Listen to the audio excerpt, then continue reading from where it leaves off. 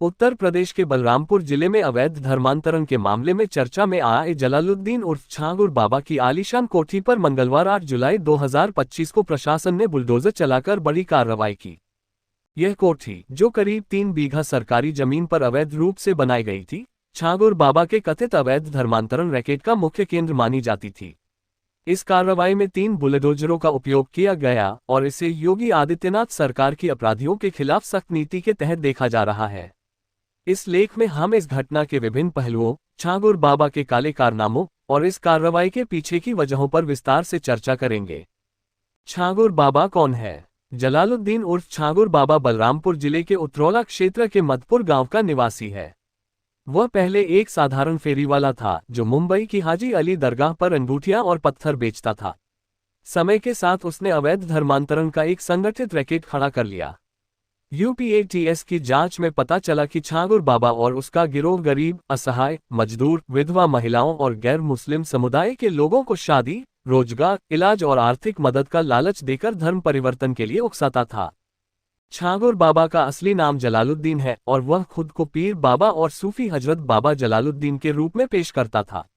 उसने न केवल बलरामपुर बल्कि उत्तर प्रदेश, महाराष्ट्र, हरियाणा और राजस्थान जैसे राज्यों में अपने रैकेट का जाल फैलाया था। जांच में ये भी सामने आया कि उसके 40 बैंक खातों में विदेशों से 100 करोड़ रुपए से अधिक की फंडिंग हुई थी, जिसका उपयोग वह अपने अवैध कारोबार को चलाने में करता था। आलीशान कोठी, अवैध निर्माण का प्रतीक। छांगुर बाबा की मधपुर गांव में बनी यह कोठी करीब 3 करोड़ रुपए की लागत से निर्मित थी और 3 बीघा सरकारी जमीन पर अवैध रूप से कब्जा करके बनाई गई थी। यह कोठी गाटा संख्या 337/370 पर बनी थी और आधिकारिक रूप से नीतू उर्फ नसरीन के नाम पर दर्ज थी, जो छांगुर बाबा की करीबी सहयोगी मानी जाती है। इस कोठी में 15 किलोवाट का सोलर कनेक्शन और आधुनिक सुविधाएं थीं, जो छांगुर बाबा के ऐशो आराम भरे जीवन को दर्शाती थीं। यह कोठी न केवल उसकी संपत्ति का प्रतीक थी, बल्कि उसके अवैध धर्मांतरण रैकेट का मुख्य अड्डा भी थी। यहीं से वह अपने गैंग के साथ मिलकर धर्म परिवर्तन की गतिविधियों को अंजाम देता था। इस कोठी में वह नीतू रोहरा और नवीन रोहरा जैसे सहयोगियों के साथ रहता था, जिनका धर्मांतरण भी उसने कराया था। प्रशासन की कार्रवाई, बुलडोजर एक्शन। मंगलवार सुबह 9 बजे भारी पुलिस बल और प्रशासनिक अधिकारियों की टीम छांगुर बाबा की कोठी पर पहुंची।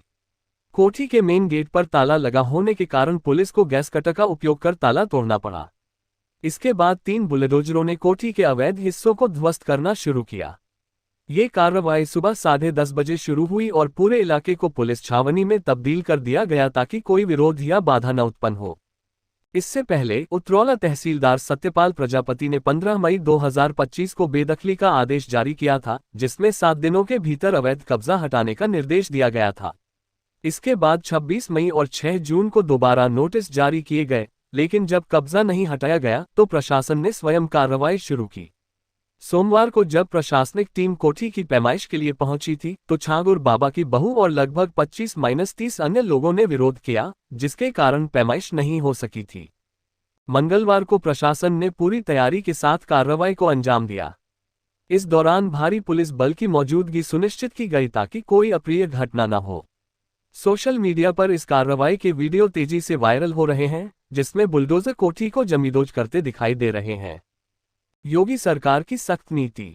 उत्तर प्रदेश के मुख्यमंत्री योगी आदित्यनाथ ने इस मामले पर सख्त रुख अपनाया है।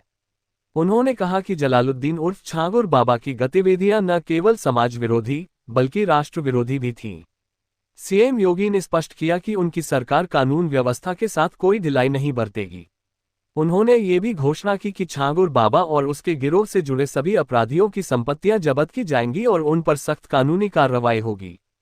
ये कार्रवाई योगी सरकार की उस नीति का हिस्सा है, जिसमें अपराधियों और अवैध गतिविधियों में लिप्त लोगों के खिलाफ बुलडोजर का उपयोग किया जाता है।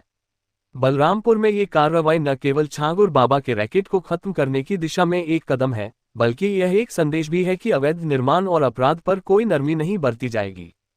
धर्मांतरण रैकेट का खुलासा। यूपीएटीएस ने हाल ही में छांगुर बाबा को लखनऊ से गिरफ्तार किया था। उसके साथ उसकी सहयोगी नीतू उर्फ नसरीन को भी हिरासत में लिया गया था। जांच में पता चला कि छांगुर बाबा का नेटवर्क बलरामपुर तक सीमित नहीं था, बल्कि यह हरियाणा, महाराष्ट्र, मुरादाबाद और नोएडा तक फैला हुआ था। नोएडा की एक युवती ने उसके खिलाफ सेक्टर 113 थाने में धर्म परिवर्तन के लिए दबाव डालने की शिकायत भी दर्ज की थी। छागुर बाबा का रैकेट विशेष रूप से हिंदू युवतियों को निशाना बनाता था। वह उन्हें प्रेम, शादी और आर्थिक मदद का लालच देकर अपने जाल में फंसाता था।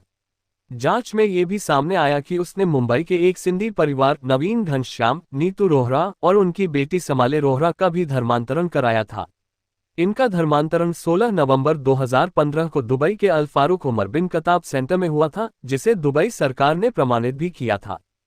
विदेशी फंडिंग और आतंकी कनेक्शन। छागुर बाबा के रैकेट को विदेशी फंडिंग का भी बड़ा समर्थन था।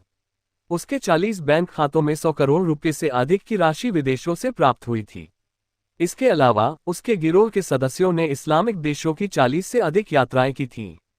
कुछ सूत्रों का दावा है कि उसने अपने ठिकानों पर आतंकी संगठनों के कैंप भी स्थापित किए थे, जहां लोगों को कट्टरपंथी विचारधारा का प्रशिक्षण दिया जाता था। मोहम्मद अहमद खान नामक एक व्यक्ति को छागुर बाबा का फाइनेंसर माना जा रहा है, जिसकी तलाश में यूपीएटीएस और अन्य सुरक्षा एजेंसियां जुटी हुई हैं। खान पर कई जिलों में गंभीर मुकदमे दर्ज हैं और उसकी गिरफ्तारी के लिए लगातार छापेमारी की जा रही है। ग्रामीणों की प्रतिक्रिया और घर वापसी। छागुर बाबा की गिरफ्तारी और उसकी कोठी पर बुलडोजर कार्रवाई के बाद स्थानीय लोग हैरान हैं। कुछ ग्रामीण अभी भी उसे मासूम मानते हैं, क्योंकि वह उनके बीच एक पीर बाबा के रूप में जाना जाता था।